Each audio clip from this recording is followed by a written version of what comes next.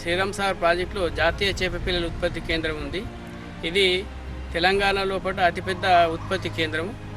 అయితే ఈ సంవత్సరము 2012-13 సంవత్సరానికి మత్స్యశాఖ కమిషనర్ గారు ఇక్కడ 3 కోట్ల స్పాన్ ఉత్పత్తి చేయమని చెప్పి లక్ష్యాన్ని కేటాయించారు. అయితే వర్షాభావ పరిస్థితుల వల్ల ఈ లక్ష్యం అనేటువంటి చేయడానికి ఇంకా ప్రారంభం కూడా చేయలేకపోయినాము. అయితే వర్షాలు అనేటువంటి కురుస్తలేదు ఒకటి. తర్వాత శ్రీరామ్ సాగర్ ప్రాజెక్టు లోపల కనీసం 1065 ఫీట్ల నీటి మట్టం ఉంటేనే మా పోచంపాడు కేంద్రానికి నీరు సరఫరా అవుతుంది. తర్వాత ఈ లో వోల్టేజ్ సమస్య, తర్వాత 24 గంటల కరెంట్ అనేటువంటిది ఉండదు, కేవలం 4 గంటలు మాత్రమే ఉంటుంది. తర్వాత అందుకోసమే నీటి సమస్య వల్ల ఈ ఉత్పత్తిని కూడా ఇంకా ప్రారంభించలేకపోతున్నాము. అయితే మళ్ళీ ఈ నెలాఖరు వరకు కూడా ఈ లక్ష్యం ఖచ్చితంగా ఛేదించడానికి ప్రయత్నం చేస్తుంటాం.